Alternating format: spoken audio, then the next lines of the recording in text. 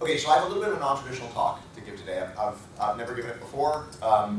They're a new set of ideas, and so, you know, if it doesn't make any sense, and if it seems dumb at the end, I'd be interested in hearing that, and then I will never give it again, and the world will be spared future iterations. So the core premise of the talk, the title is, I'm Doing It Wrong. So I've been a professor for about 10 years. And I've been a researcher, an academic researcher for maybe 5 years before that, so 15 total years. And over the course of my career, I've had a variety of moments where I realized in one way or another that I was doing it wrong in sort of a deeply important way. The first major one of these was when I'd been here about 2 or 3 years at UCI, so this was like 2005. And at this point, I guess it must have been 2004 because I moved to the building in 2005. I was working out of a lab across campus that it was a double-wide trailer that had been put together for the graduate program I was brought in to start, but they put the double-wide trailer together wrong, and so it rained in the middle. And therefore there was black mold, and like eventually the person in the next room over had to like quit because she couldn't take the black mold, but my lab was like, that's why when College 2 was called, I was like, I'm totally moving into that building. Because this is a way cooler building than like a double-wide trailer that has a hole in the middle.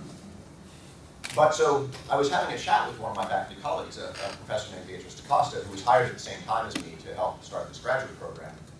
And at that point, I was working on multi-device systems. I was building, I was trying to work on how you could do animation between 2 different devices. So a desktop computer and a tablet or a cell phone. Like when you bring the tablet over to the desktop computer, how can you make there be a seamless animation space between these 2 screens without having them be plugged into each other, essentially. And this is stuff like, you know, a couple of years ago, there was like an ad where the Super Bowl, like the ball flies off the screen and goes onto your phone. But like, this was 5 years before that, which is why it was cool. So I was chatting with Beatrice, and she started to ask me pointed questions about what I was doing. And I described to her what I was doing. And she's like, so why are you doing that? And I was like, well, and I gave her an answer, and she was like, well, why are you doing that? And eventually, I came to the point where I was saying, well, I guess I want to help like human civilizations grow. And she's like, would you like human civilizations to grow? I was like, no. And she's like, well, that's something to think about, isn't it? And so after that, for a couple of years, I was like, wow, that Beatrice DaCosta sure is annoying. Because she asks hard questions and like does so in a way that makes it hard to get out of it. And so for a couple of years, I continued to do it being a head like that. And eventually, though, I started realizing that maybe, in fact, I was doing it wrong. And around that time, it started to become clear that maybe I would actually get tenure at this university. And what tenure is after you've been here for 6 years, they decide whether you're allowed to stay for forever.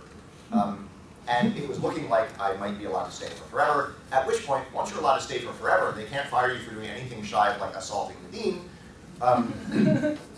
So what then? What are you going to do with your life? When you have complete academic freedom, more or less, to pursue whatever projects seem important. And I started thinking about it, and I realized that one of the things that had really been important to me over my whole life was environmental issues. To offer an example of that, when I think I was maybe like 4th grade, I had a friend named Andrea Adams. And Andrea and I, she was a tomboy and would tear around doing things on dirt bikes and finding crayfish and stuff. And one night, we were out in her backyard. There was a tent in her backyard, and Andrea and I were there, and Andrea's big sister, Stacey Adams, was there. Stacey was maybe like 8th grade. And so it was Andrea, Stacey, me, and like 4 9th grade boys who thought Stacey Adams was just the best thing the world had ever created. And so, in fact, it wasn't just us. It was Andrea Adams, me, Stacey Adams, the 4 boys, and a daddy longlegs, which is sort of a spider-type thing. It's an arachnid, but not actually technically a spider. About that big. They live on the East Coast. You don't really have that many out here, I don't think. And Stacey Adams went eek at the daddy longlegs, and then the 4 boys who thought Stacey Adams was the cast of pajamas were like, okay, we are now going to collectively crush this longlegs. This is a threat to our fair princess over here. We will crush it with great dispatch. And so I, being in 4th grade and like, you know, psyched about environmental stuff, was like, no, no, how would you like if someone crushed you? Like, you know, defended the daddy long legs, and the 4 boys were like, smash. And like, they pushed me out of the way and smashed the spider. And there's not like a happy ending to the story. Like, it doesn't get better. The spider's still there. And so, but it gives you a sense for like where I was coming from. And like, this is something that's been important to me my whole life. And so, when I was unable to sort of extricate myself from the reality of the fact that it wasn't clear that what I was doing my research on was well matched with my ideals,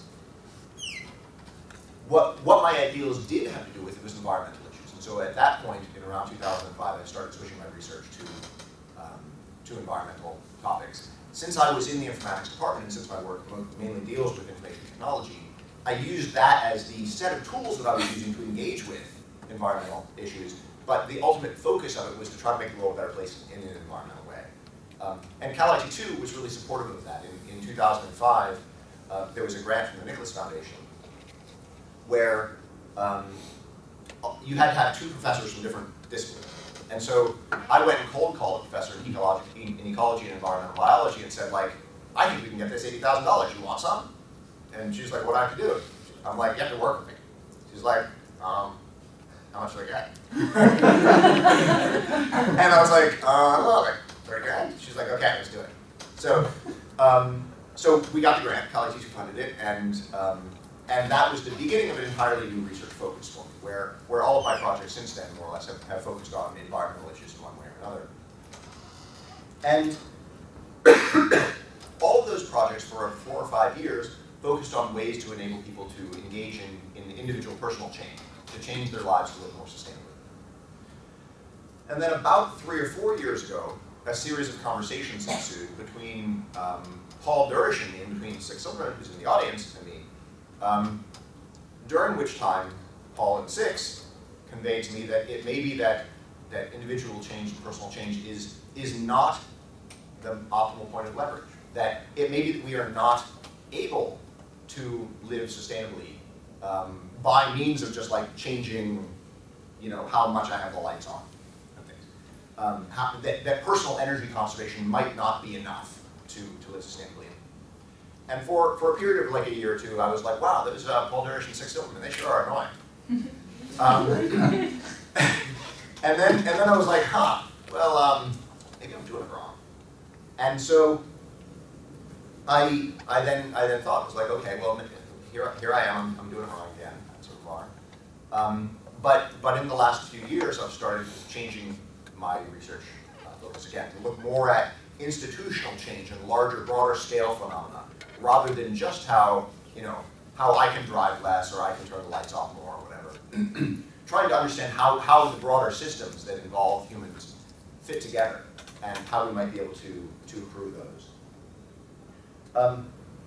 Around this time, I also had a kid, he's now 3.5, and at that point, the environmental issues that we're faced with became much more significant to me, because of humanity, a 40-year-old guy is going to do pretty well in the event that like society collapses. I'm more robust than like lots of factors of society, but suddenly I had this thing that was like spitting on me and throwing up and stuff that I was deeply, deeply committed to, and I really did not want to see him get hurt. And all of a sudden, the idea that sustainability might not work out wasn't just like, oh, wouldn't that be a bummer? It'll be like, Apocalypse Now, or not Apocalypse Now. It'll be like a movie with Nicolas Cage. And it started to be like, I have this thing that I'm really devoted to, and he would be in a big problem if society is not here to support his existence. And so a big chunk of my work since then, in addition to the institutional work, has also focused on the collapse of society and what that might be like, what its ramifications would be, and how can we design information technology systems that might help to preserve certain aspects of human quality of life in the face of reduced resource availability that would come along with that. So a couple of weeks ago, I realized that it might be useful to talk about the idea of doing it wrong. And that was sort of the beginnings of this talk that I'm giving right now. And so my first formulation of it was much more sort of accusatory. It was like a "you're doing it wrong" thing. It was going to be like, every one of you is doing it wrong. And I told my wife about this, and she was like, if you were to have that be your talk, that would be doing it wrong. And I was like, yeah, you're right. And so over the last couple of weeks, I've been trying to work out like what can this talk be that is talking about how do you figure out how to have your everyday actions be well aligned with how you'd like the world to be. And I pitched this to the group, and then a friend of our group, a grad student in planning, policy, and design, suggested that. So I was thinking that I would have it be I'm doing it wrong then, but she suggested that I'm doing it wrong is also doing it wrong because there's not really an it that you're doing because it's like everything, and there's not really a wrong because it's hard to know what is right and wrong in these contexts. And so she suggested that the default is to harm was her proposition. But I said, I don't really have any idea what that means. And I'm going to have a hard time selling it to lots of people. And so I'm still pitching it right now as I'm doing it wrong, even though several of the words are probably doing it wrong. But I don't know how to do it better. So that's one of the things I'd like to chat about with everybody after the talk. Is like, how can I give this talk in a way that will make the world a better place, be convincing, get the points across. So, so I still feel like I'm doing it wrong in lots of ways. That I may not be optimizing the resources that I have at my disposal to make the world a better place as best I can. And I think there are a number of reasons for that. Some of those may be that like I'm not as smart as I could be, and I don't work every blessed hour of the day, and I make wrong decisions all over the place. But I think those are sort of window dressing on a deeper systematic issue, which is that ultimately I'm constrained by the institutions I'm part of to do it wrong in lots of ways. Because, for example, by agreeing to give this talk, I am not legally required, but I am sort of, the societal norms are such that if I turned up in a shirt that hadn't been washed in like 6 or 8 months, and like hadn't showered in a couple of weeks, like you might not take my content as seriously. You might be like, who's the like scruffy guy up front? Why does he have anything to say? And so if I were trying to plan this talk and like I refused to use email because it would entail me having a laptop, and laptops involve coltan, which is causing the civil war in Congo, like I would have a hard time engaging with the world in a meaningful way, or engaging with the industrial world, engaging with academia. If I said like, oh, I'm not using dry cleaning, I'm not using showers, and I'm not using laptops, it would cut off a lot of opportunities that I otherwise have in terms of how to do it, how to do my research, how to try to help the world become more like how I'd like it to be. And ultimately, I'm one of the more sustainably minded people I know. Luckily, I have a research group that is full of people who are often more sustainably minded than I am, which is awesome, and those are the people I recruit to be in the group. But compared to lots of people, I try pretty hard to be sustainable, to live in a way that's aligned with those ideals, and I'm not able to. I'm not able to because like my parents just wouldn't get it if I were like, sorry, can't fly to Santa Cruz to see you ever with your grandson, because like it's not environmentally sustainable to be like, okay, and so get on the airplane because you're coming to visit, and if you're not, we're going to come, and like so the airplane's still going to happen, so why don't you come here? And so this is something I've been trying to figure out how to grapple with, the fact that like it is largely beyond my control to live in the way that is well aligned with my ideals.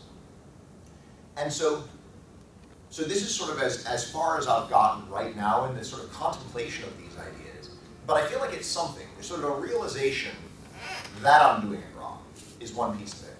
I feel like a next step is to try to understand how I'm doing it wrong, and then try to contemplate like how I might do it right more effectively, or at least how to do it wrong less so.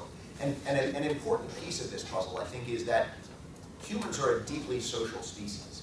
And so there are ways to live more sustainably, or ways to live more in line with your ideals.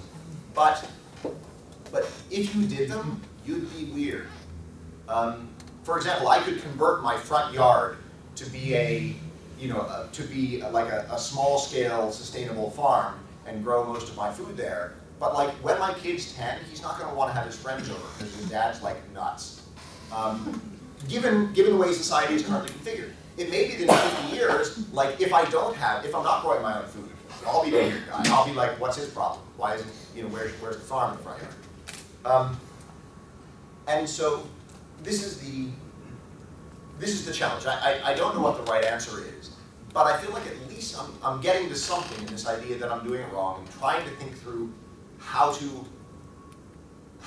only to do the things that are helping forward the ways in which I'd like the world to be. And so what I wanted to do is, as sort of the closing for this talk, is ask all of you to do the thing to yourself that Beatrice Acosta did to me, which is like, okay, what are you doing today? What's your research? What's your major? Where do you live? How do you conduct your life? And ask why. Like, why is it that way? And then when you come up with the answer to that, ask why. Why is it that way? And then when you come up with the answer to that, ask why is that way? And then when you get to the end of that why chain, say like, okay, is this how I want the world to be? And if it is, awesome, you win, off you go, keep doing it. But if it's not, then I would ask you to consider like, how can you do it differently? And if you say, well, I wish I could do it differently, but I can't, then try to figure out what is the thing that's making it be you can't. What's standing in your way? Because I'm sure there's something. It's like, gas prices, or like parental disapproval, or like needing to make money so you can eat. I mean, there are all sorts of things that are perfectly valid concerns. But what are those things? Maybe the zoning laws are like the problem for you because you can only afford to live here and you want to go to school there, and that involves a 45-minute commute, and like that's not your fault and you have no way around it, but like that's the problem. Zoning laws are the thing that's directing your life. And to then think about what are those institutions that are standing in your way, and is there any way that you can then change those institutions? What are the ways, as you become people who are more and more powerful, have more and more significant roles in society, how can you, rather than just accepting these institutions that we're part of, start to act to change those institutions, to make them more aligned with the way you'd like the world to be? Because I think one thing that's important to note is that academics have a remarkable amount of freedom. Tenured professors have a huge amount of freedom, like 60% of my waking hours are meant to be spent on research. And research is whatever I want to do as long as I sort of do it as hard as I can. And so I can do a ton of stuff with a huge amount of my time. Similarly, not to the same degree, but like many of you in the room are undergraduates or graduate students, and you have a huge amount of time. Society has allowed you to pursue knowledge with a big chunk of your time. And you can use that for things other than, well, I mean, like when I was an undergraduate, other than drinking, for example, or in Facebook or World of Warcraft or stuff. Like you can use that chunk of time for other things.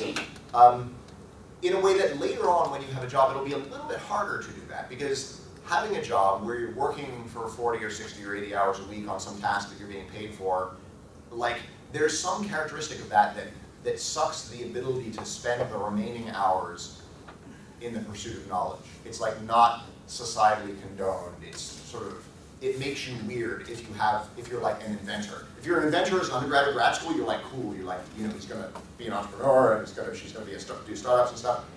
At the point at which you do that later on, you're like the crazy inventor dad from some movie. And so additionally, the freedom that we all have as academics, I'm not convinced that it's an infinite resource to society, because there's a whole other talk I could give, which I won't right now, but the fact that we have this freedom is partially made possible by a thing called the cognitive surplus.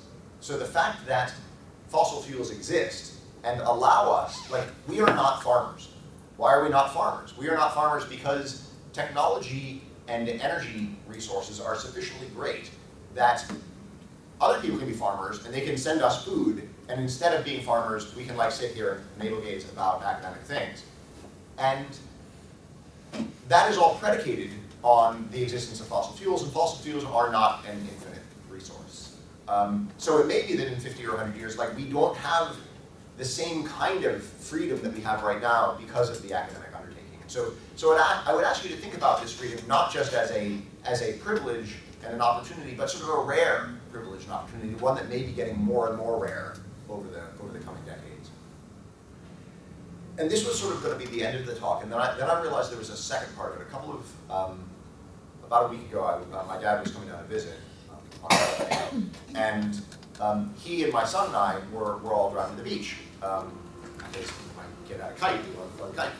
And when we drove, part of the reason we were also driving to the beach is because he had taken a nap, and he was like all upset, and kids, when they have a nap, it's like a horrible thing. And so we drove to the beach in part to be like, oh, let's go fly the kite, but the covert mission was like, and you're totally going to fall asleep on the way, which is going to be awesome. And lo and behold, he fell asleep on the way, which was great. And so when we got to the beach, my dad and I were like, we're going to totally take a nap too. And so we had Miles in the back falling asleep, my dad and I falling asleep in the front seat. And I was thinking about this talk a little bit, and I could hear my son snoring in the back seat. And I realized that the fact that I could hear him snoring meant that I was doing something right. There are lots of times where I feel like I'm doing something wrong, and I can't quite work out how to do it right. But there was something about the notion of even snoring in the back seat where I was like, yeah, okay. If I had more of this, this would be okay. This would be a good thing. And so I'd ask you not just to look for what are the things you're doing in your life that are wrong, and trying to understand how you're doing it wrong, but also look for the sort of the signals in your life for what feels like you're doing it right, and then use that also in terms of directing your career choices, what research opportunities you pursue, what you do with your free time, and all the decisions you make in your life. So with that, I'd like to close, but I wanted to ask if you could help me, like, how do I pitch this set of ideas in a way that will make sense? Did this make sense, and how can I do the talk better? And if anybody wants to like take their own do the Beatrice DaCosta trick on yourself and say like, I'm a business major. The reason I want to be a business major is X, and like, now I realize that's wrong. I'm going to do this other thing. Anybody switching majors is really exciting. Anyway, that's all I got. Thanks everybody.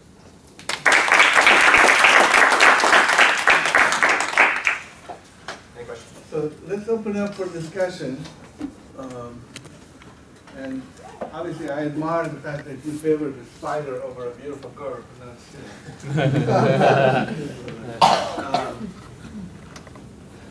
I'm wondering whether right or wrong versus active versus passive. What do you see the similarity between? Because I tend to think that in society we have almost 90% are robots, passive. And a very small percentage are actually thinking the questions that they want. So how do we change the tide? And is it right or wrong, or is it active versus passive? So I think that's a really interesting point. There are a couple of aspects to that. One is the notion there's sort of a continuum where, on the one hand, we can all just sort of do the normal thing. Like when I wake up, like I have a default program that I'm just going to run that involves like I'm going to wake up, I'm going to get breakfast, I'm going to take the kid to school, take a shower, head off to work.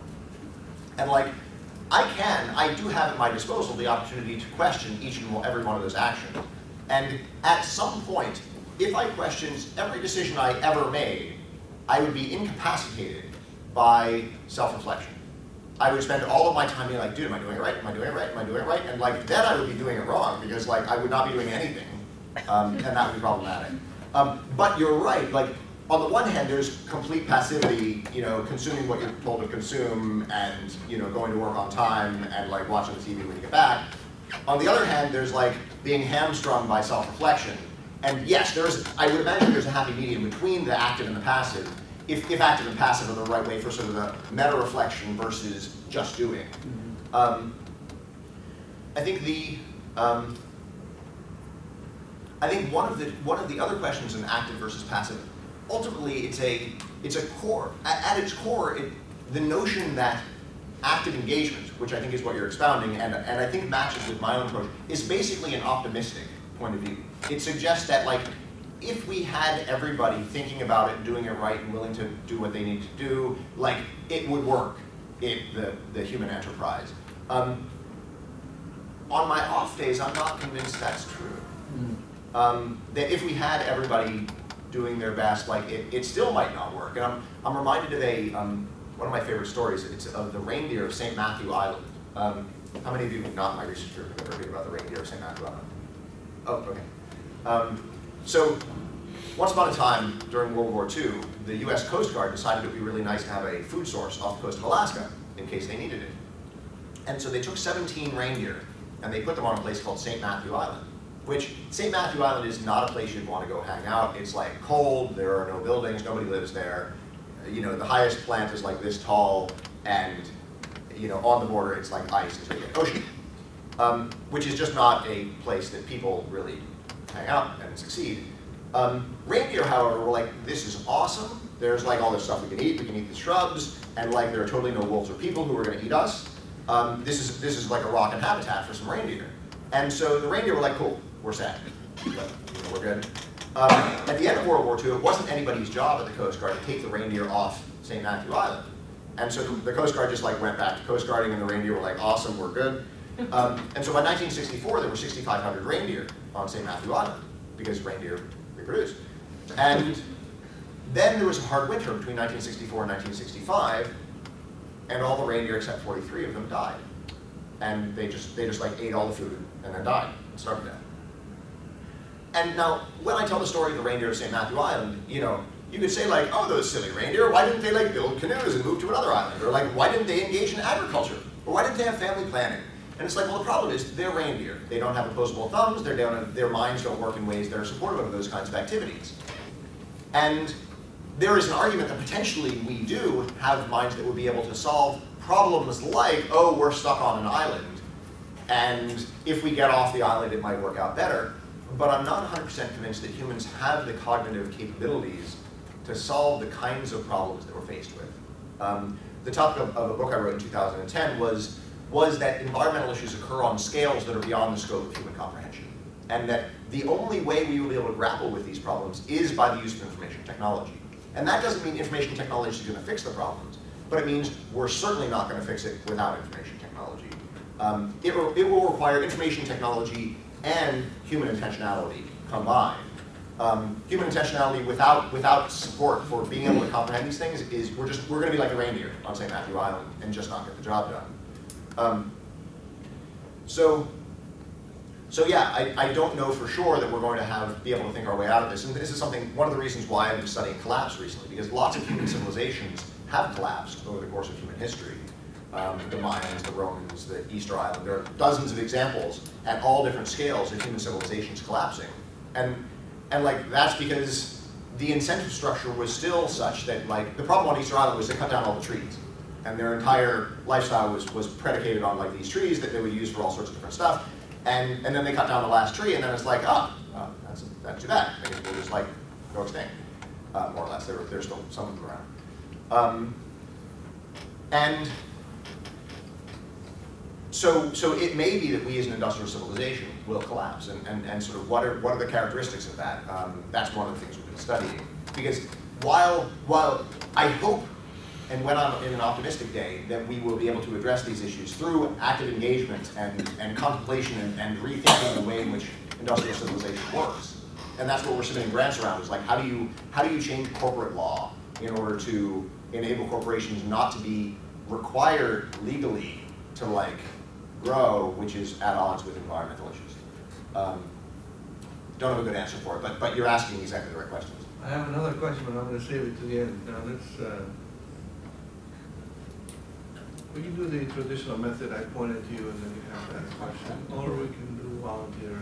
Besides, like, we can do this the easy way? Yeah. So your reaction, reflection on what you heard, a thought that came to mind yesterday. So, and introduce yourself just so everybody knows. My name is Sahand. I'm a sophomore undergrad in informatics. Great. And the first thing I want to say is in terms of the validity of this talk, does it do something? Because I know the stakes are going to be for us to show up in this room and for you to speak and everything. Sure. But if you hadn't have done that, I would not be asking myself questions right now, and probably everyone else. So at that level, at least, I imagine on a bigger scale of work. But when I think about myself, am I doing it wrong? I figure that there are days that go by where I and I kind of like grind against something and I do it a little bit better, or I just like pass for a few weeks and don't do it any better. So I think it's like the hopefully being active gets me closer to doing it potentially right. But until then, I'm just here, you know. And I think there's something to that, because right, the reason that I've been given the freedom to think about this talk and like sit here and give it is that like I worked really hard in like high school and not so much in college and then in grad school. You know, at various for long stretches in my life, I've worked really hard at stuff, and that was not like, oh, let me make the world a better place. It was like, let me get good grades so that I can get into college. It was not like self-reflective. It was like, I'm going to succeed at this set of hoop jumping things that's happening here. And that needs to happen, right? I mean, if you want to be an expert in some topic, like that requires acquainting yourself with the literature and doing the hard work and stuff. And I guess most of that should, hopefully, you should be able to tell the story about why you're doing this thing, to get this thing, to get the letter that makes you be able to do this, to get you this thing over here. That is what you want. I think one of the challenges is I've seen so many of my friends from college who were idealistic in college, and maybe the analysis was, I'm totally going to get this, you know, $150,000 a year job on Wall Street because, like, I'm going to retire in 10 years with $1 million and totally do philanthropy. And at the end of 10 years, they're like, I can't turn out another $500,000 for just one more year. And then, like, then they're 60 and they die. You know, and so like figuring out how far you grind, because yeah, there has to be a grind. You can't just be like, oh, I'm going to change the world, and I'm like, you know, 16 and I know better than you. You know, Adams, who died and left me in charge, knowing how to do it right either. And so that's a big chunk of why, like, I don't really know what the right answer is, but you're right. There has to be some aspect of like grinding and developing expertise in something. And there are some pieces of it. So one is your ideals. One is the work you've already done. Another is where your passion lies. Because, for example, it may be that I could make the world a better place if I were equally skilled across all tasks in politics. That, like, maybe I should run for, like, Senate or something like that, and then, like, I could try to change it that way. But, like, I'd be a terrible, terrible politician. And I know that about myself, and therefore, like, I don't run for Senate or anything, because no one would vote for me. And so this involves both like self-awareness about where one's skills lies and applying oneself, as well as what one's excited about. Because like, okay, I wouldn't be excited about politics either. I'd be like, oh, this is boring stuff. And then I'd do a bad job at it. Whereas the idea of like writing code and building systems, I'm pretty fired up about it. And that helps me do better at it. So yeah, the grind is also partially coming to grips with what you like and what you don't like and what you can do long and hard hours and be good at. And those things aren't always aligned, which then makes it hard. But thanks. Yeah. In addition to that, I totally agree that just asking these questions is going to make me reflect a lot as well. So I'm probably going to sit down and go over that for 2 hours and see how far I can get. I had one other thought in terms of institutions and how we can change them. I once had that same stupid, in my case, idea of going into politics because I thought, nah, it's just something I can't really deal with. I never learned how to do it, and I'm not going to get involved. I'll only make a mess of this. But over the course of our lifetime, I think we do have a couple of chances to change institutional things depending on where we end up.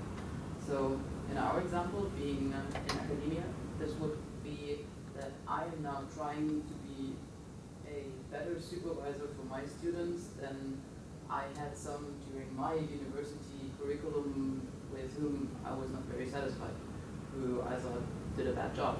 And every once in a while I do catch myself in taking shortcuts as well as they did, being lazy and just skimming over a paper and then giving feedback instead of reading it properly, and then I curse myself for it and promise to do it better the next time.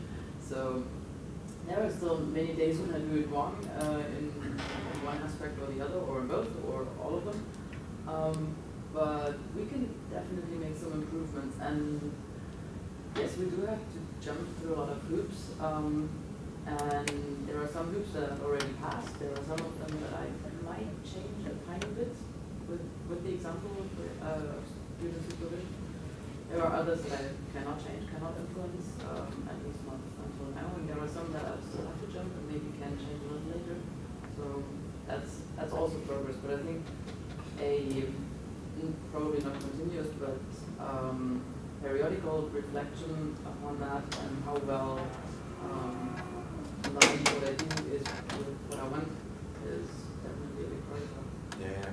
Yeah, no, and supporting other people I think can be a huge piece of this, because that was a big realization for me, was that like, one of the best ways that I might be able to intervene in the world is to find the smartest people I can and then get problems out of their way.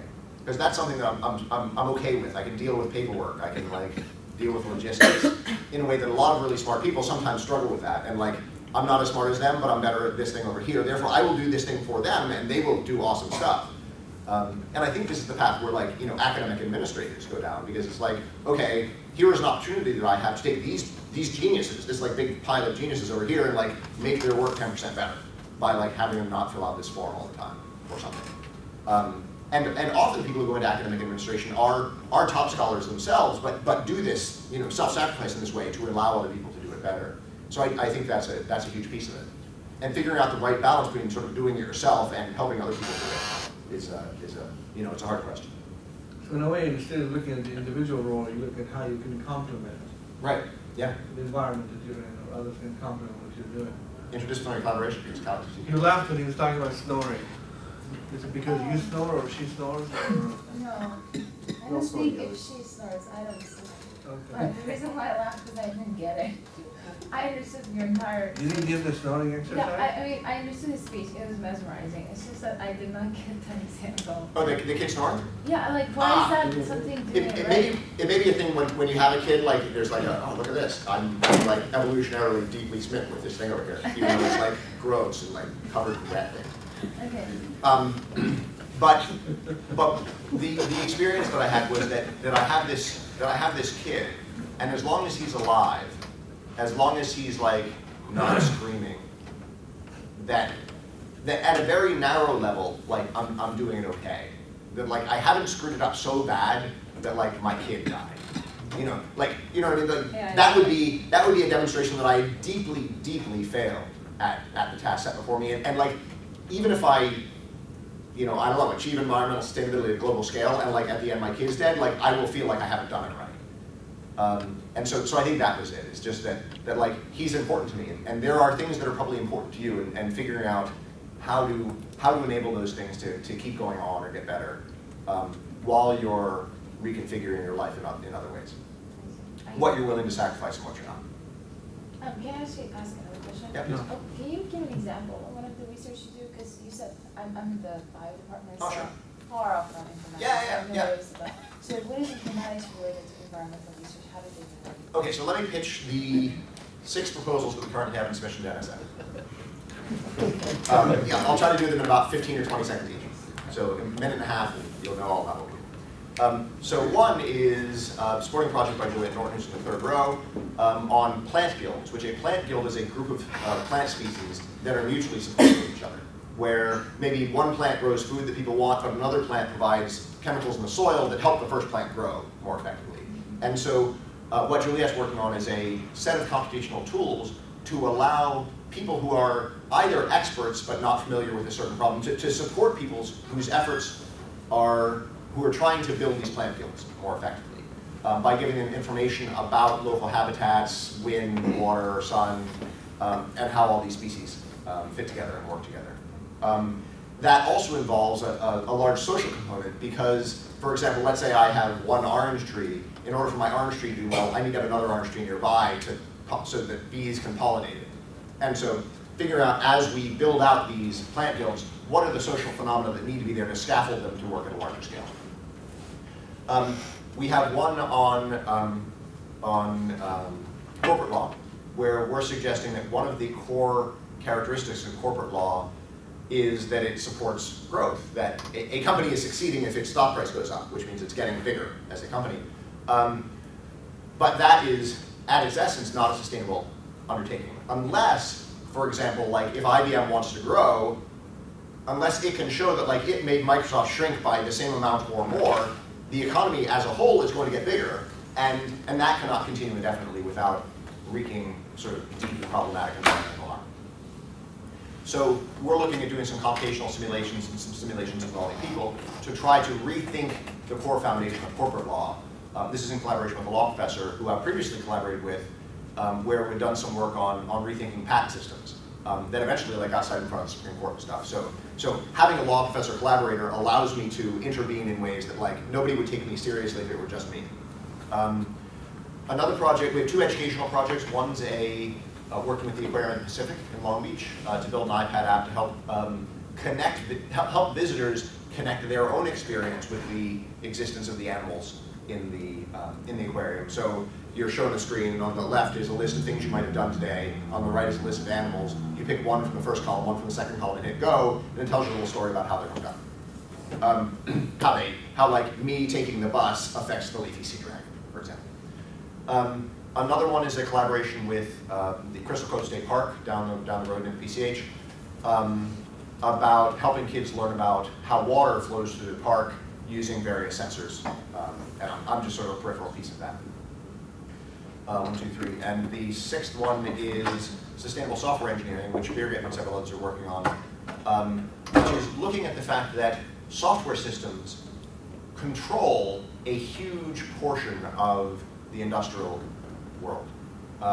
That software systems, every major corporation uses a software system as infrastructure. And therefore, software systems might provide an appropriate place for intervening in an environmental way. Right now, when software engineers go to a company and say, hey, we'll build you some software, it is their job, it is listed in a thing called the IEEE standard, that they are supposed to say the words like, would you like to consider the privacy implications of what we're about to do? And then the company engages in that discussion. But it is not currently in that standard to say, would you like to consider the environmental implications of what we're going to do? And so software engineering could provide an intervention point across lots and lots of different industries.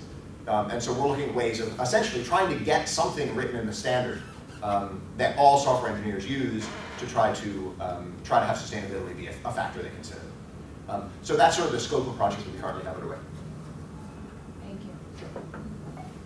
Any other questions? This row.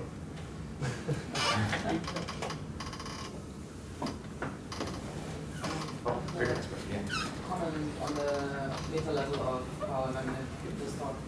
Yes, and I did introduce myself. So I'm Birgit Penzenstaller from Germany. I just came here 2 weeks ago. I work here as a postdoc now with Bill and Deborah Richardson. Welcome. Thank you.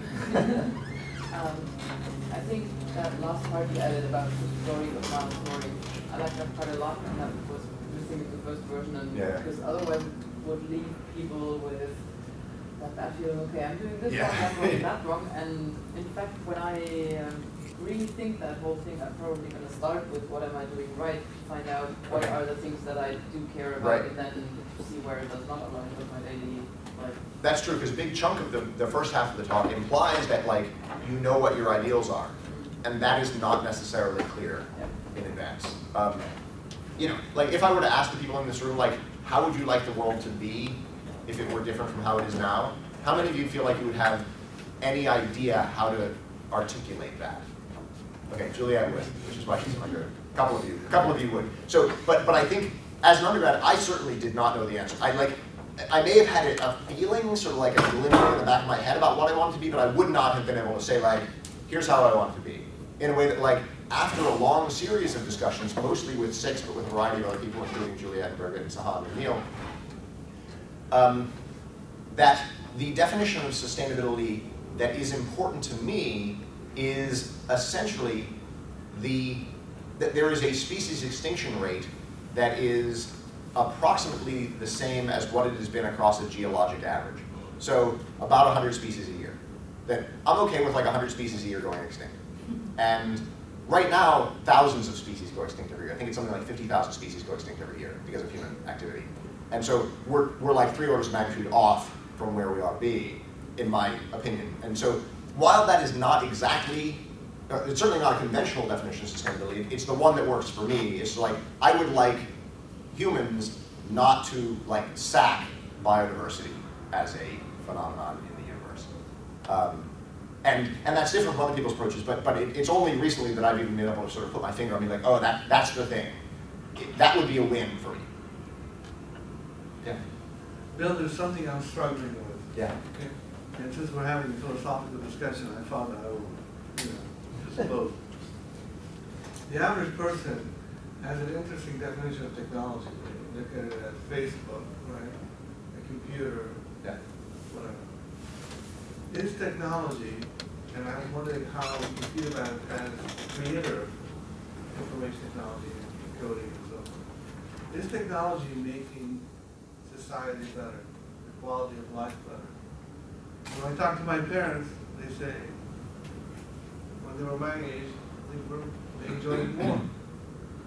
I remember when I was a kid, I enjoyed things more than what I'm enjoying now. Okay, so can you comment on that? And Sure. so, I mean, why are we going so fast, and how is that helping us? All right, any white one? We're stepping up the game. So there are a variety of ways that technology has been defined. One of my favorites is technology is, this is I think from, I think it was Alan Kay, maybe it was Arthur C. Clarke. Oh no, yeah, Alan Kay. That technology is anything that was invented after you were born. And so like, for people like me, Facebook's technology. For a lot of people in the room, well, I guess y'all are old enough that Facebook existed, but like Twitter would not be technology. Would not be technology for like my kid because he's like, well, of course there's always Twitter. But he doesn't tweet yet. Yeah. But so there's a graph that I like that comes from a book. I saw it in Gus Speth's book, The Bridge to the End of the World, but I think he's citing somewhere else. And this is a whiteboard, right? Pretty good. I once did that exact thing on something that was not a whiteboard, and then the host was like, that was really bad. So this is quality of life. This is standard of living.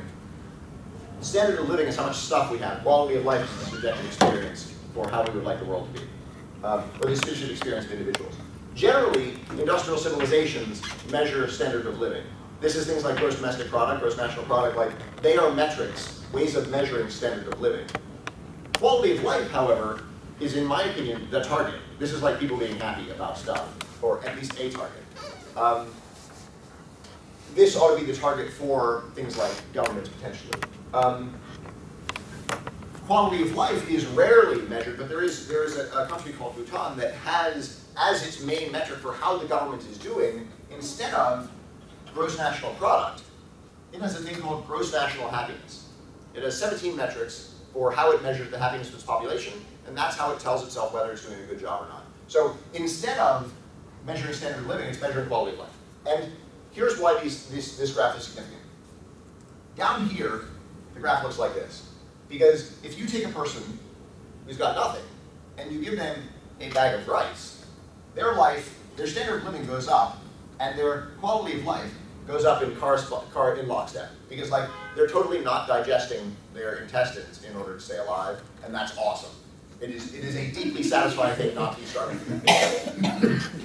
If you go here, and you give them a hut and drinking water, and various other basic life necessities, and you're increasing their standard of living, and you're increasing the quality of life. So far, so good. However, this graph does not look like that, according to experts. This graph looks like that. That as you get out here, you find somebody who has a 3,000 square foot house and 3 TVs, you have to give them a much bigger house in order to make them even marginally happier. And there's a debate that's going on in the literature right now about whether this graph, if I were to extend it out, goes like that, or whether this graph goes like that as you go farther out. Whether it achieves a limit, and no matter how much, if you made somebody infinitely rich, they would not just be like, whoa, this is awesome! Or, because that's what this graph looks like. But instead here, they'd be eventually they'd be like, each additional dollar has no meaning. My instinct is that it goes like this pretty far, and then but eventually it achieves a limit. The reason why this graph is significant to me is that governments evolved in this kind of a situation. They evolved in a place where what the problem we were after was how do we get people enough food so that they can live? How do we get people running water? How do we get people basic human rights and things like that? These are the kinds of problems that governments were created to solve. And yet, we now find ourselves, at least in the industrialized world, largely up here. And yet, we're still solving the same problem because that's what the Constitution does. The Constitution says solve some of these things down here. I mean, it doesn't always. It says general welfare in the US Constitution, which arguably is about this up here. But things like the patent system are designed to increase progress in the useful arts, which progress in the useful arts is not quality of life. That's a standard of living thing. And so I guess one of the challenges, and technology is usually directed at standard of living. That may be in part because technology is usually paid for by governments, and governments are doing this thing here. What I feel like we need is a shift in focus to quality of life, and that might allow us to address some of these challenges that we're faced with. And one of the nice things is standard of living is inherently resource intensive, and quality of life is not inherently resource intensive. So, Juliet, I'm not surprised you have a question. Okay, so your vision of sustainability is a place where we only lose about 100 species a year. Let me recognize in advance that this talk that I just gave there is from a month ago, and we had a discussion yesterday in which I may have realized a way in which I was doing it wrong. So if this is not internally consistent with something I've said earlier today, you're probably right, and bring it. Okay. I love it. So in this case, is that more of a measure of standard of living, or do you think that is a measure of quality of life? I think, so you're right, I think, that in calling me out that ultimately the number of species is sort of a standard of living thing, granted for those species, and that's something. In my book, in the definition of sustainability, I do include the words quality of life for human and non-human species. So I do like happy cows count. It's not just the number of cows, it's like whether or not they're being subjected to horrible things in industrial farms is relevant to the question. How exactly to align those, I'm not quite sure, and we should chat about it more. I'm happy to have that be the next 15 minutes of the conversation if everybody's cool with that, but like we can also take that offline because like we're going to talk for the next year anyway. Yeah, So. that's true. Okay. But thank you for bringing it up. Yeah. Go back to the beginning of your talk. One thing that I'm thinking about is you kind of pitched it as, how do I know when I'm doing it wrong? And the guiding ideal that you talked about specifically is environmental sustainability. Yeah. And I know each of us probably was starting to think, what are my ideals? And Yep. it is ideals, not ideals.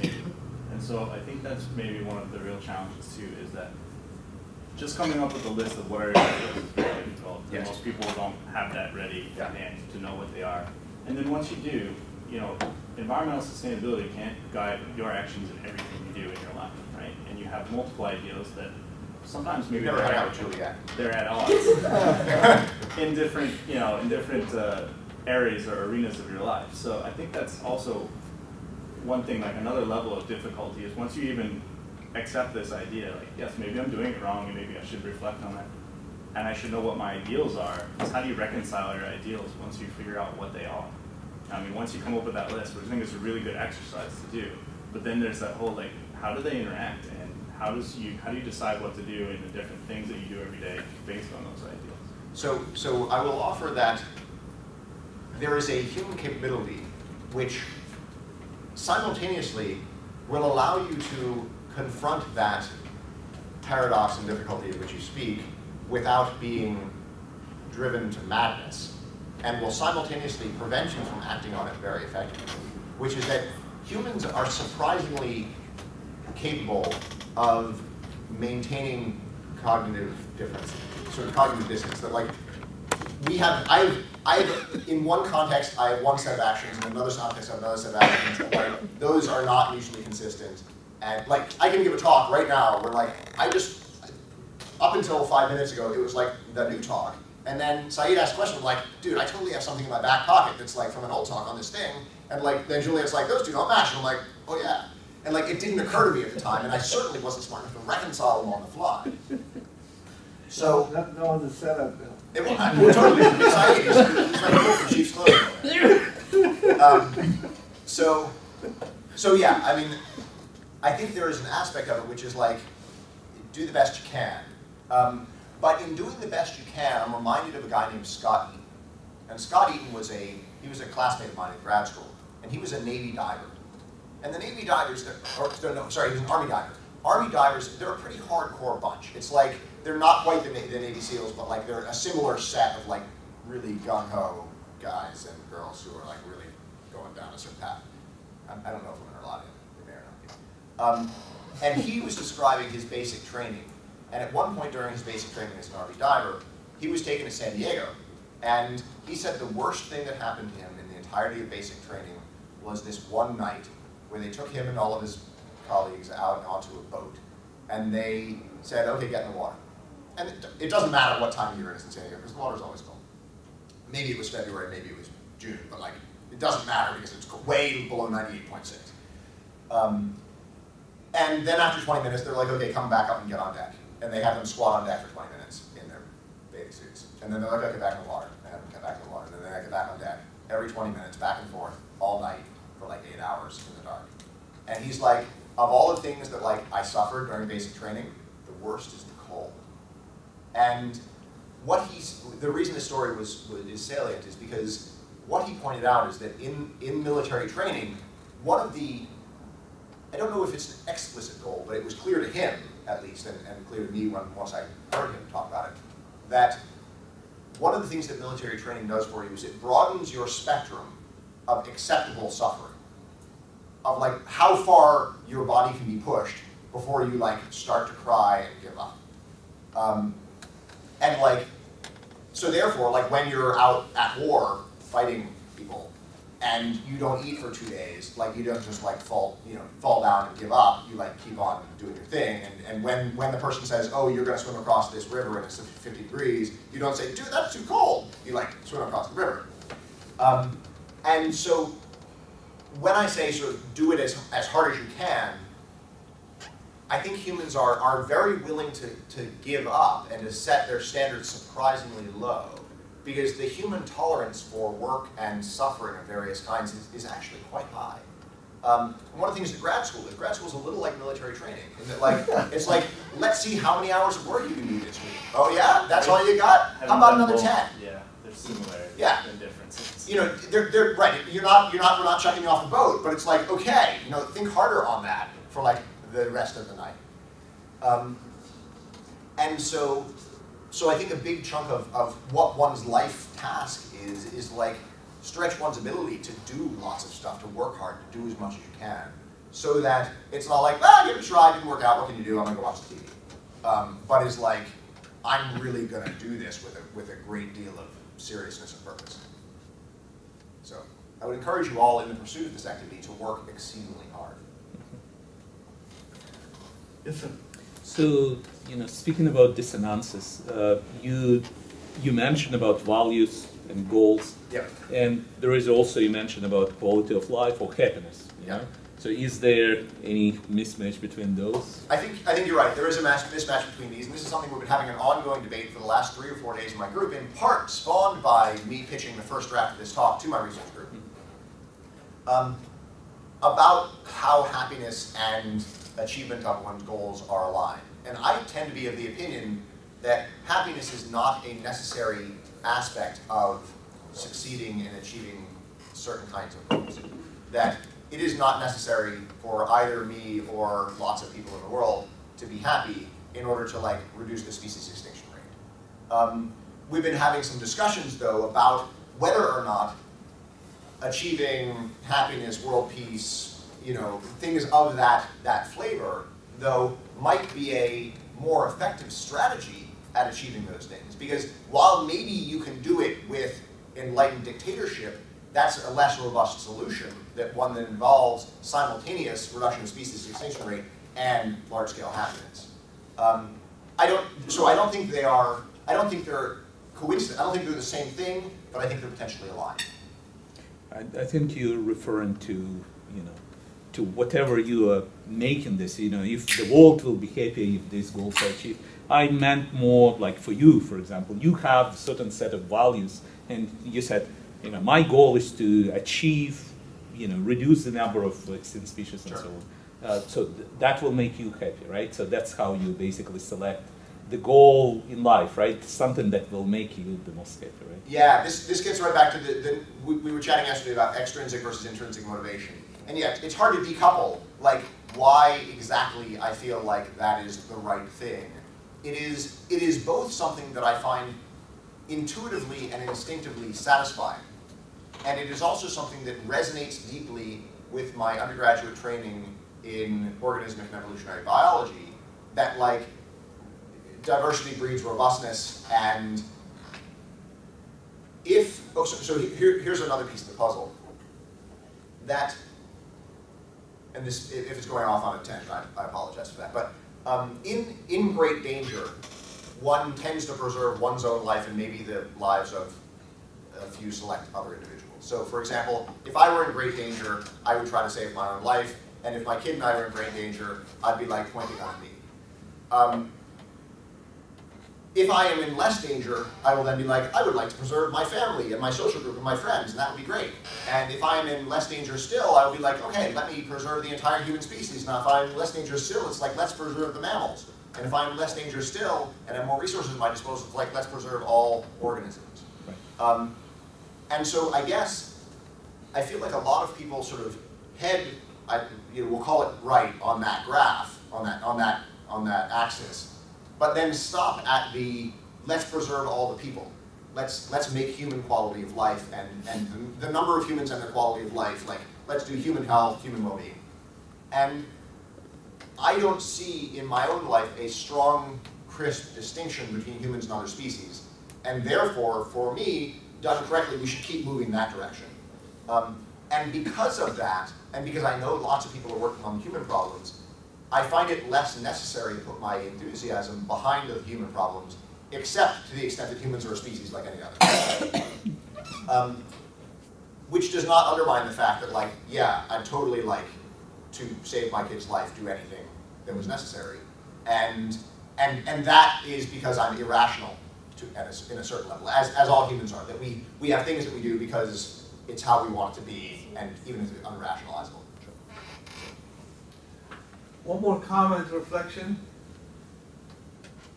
Something you are holding and you just want to share. Because you will not be happy this weekend unless you share. Yes. I think it was a really important talk as far as feedback, and I think everybody is kind of thinking about themselves now in a little bit different of light. But it's just a reminder of how we need to return to the basics. You know, it's just not saying that you're talking basics, but we go around teaching kids, like, why are you doing that? If you don't know why, don't do it. If you don't have something nice to say, don't say it. If you don't know what you're saying, don't talk about it. And it's kind of with everything, you know, we have to remind ourselves, return to the basics. And that's a huge thing. It's definitely something that came out today. Which I agree with the spirit of return to the basics in terms of if you don't have anything nice to say. I don't know I completely agree with that, because Beatrice DaCosta, Paul Durish, and Six Silverman, like I didn't like it. I was like, oh no, that wasn't a very nice thing to say. You've hurt my feelings. And then like 2 years later, I was like, oh, okay, I guess you're right. You know, and when I was walking past Paul Durish's office on the way to give this talk, and I was like, hey Paul, I'm about to talk about you. And he's like, yeah, what about? And I'm like, a couple of years ago, you told me I was wrong, and you were right. I'm going to tell him that. He's like, okay. So, but yeah, no, I agree that there is a making sure that it's very easy to get caught up in the indirections of the world, where what you're doing something. It's at MIT when I was a grad student, it was called shaping yaks. That the story went as follows: that like what you want to do is to check your email, and in order to check your email, you can't check it because like the server's down, and so you have to like figure out how to get the server to turn back on. But like you can't get to the server because the door is locked or the server's in, and so in order to check your email, you need to like figure out how you can get the key to the door, and the key to the door is with this guy who's like at Michael's Arts and Crafts because he needs like some yak fur for his kid's school project. And like, but Michael's Arts and Crafts is, you know, you get him on the cell phone, but he's like at Michael's Arts and Crafts and they're out of yak fur. And so next thing you know, you're like shaving a yak, and what you want to do is like check your email. And so there are all these levels of indirection. So the notion of yak shaving is like I'm doing this thing that I don't know what it is. That yes, maybe I can tell a story about how it connects to the thing that I want, but like the right thing is like use a different email client, because like you don't need to go shaving the yaks. And so figuring out, so this guy, Lenny Foner was the guy who would talk about shaking axe, and he'd be like, so what are you really trying to do here? And like, he was really annoying, but like, he was right, because like, what are you really trying to do here? Because if you could step back like 17 stages and change one of your basic assumptions, there might be an easy solution. And he'd try to get you back to like what it was that you're really trying to do. So maybe that's how I should phrase this. What are you really trying to do? That might be a way that's not as confrontational as I'm doing it wrong. Yeah. What if people are making you jump into the frigid water off of San Diego? A yak blanket would be just what you need. A yak blanket would be just what you need, you're right. But then you wouldn't get to be an Army diver, and you wouldn't get into grad school. So it's hard to know how to navigate human social experiences. They're very complex. I suggest these wonderful discussions, you continue them within the environment, the small, the larger, wherever, however you define it, whether at home or in your research environment. I've always been impressed with the way you articulate yourself, Mr. Thomas. My joints work very well. What was it?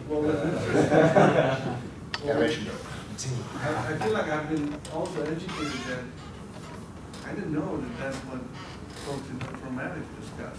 So it's to have these deep philosophical discussions. I'm quite fascinated. We don't all. Yeah, who knows? But I know. That's what I'm saying. It's a unique environment that we're creating.